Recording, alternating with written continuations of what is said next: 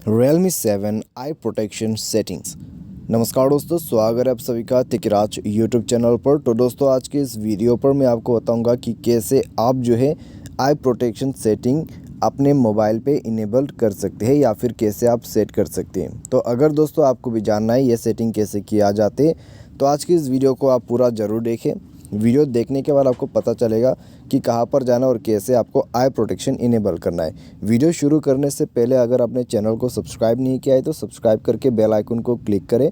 यदि आप ऑनलाइन पैसा कमाना चाहते हैं तो वीडियो डिस्क्रिप्शन पर आपको लिंक मिल जाएगा।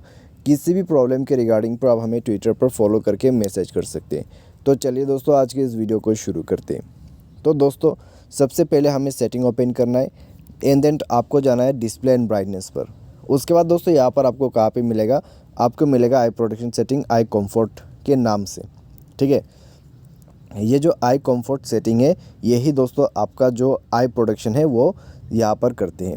ठीक है, तो इसीलिए इसको आई कंफर्ट भी कहते हैं, आई प्रोटेक्शन सेटिंग भी आप इसको कह सकते हैं। तो यहाँ से आप इसको इनेबल या फिर डिसेबल दोनों ही कर सकते हैं। ठीक है, तो ये है दोस्तों आपका आई प्रोटेक्शन सेटिंग। उम्मीद करते हैं आपको वीडियो पसंद आया होगा। Thanks for watching.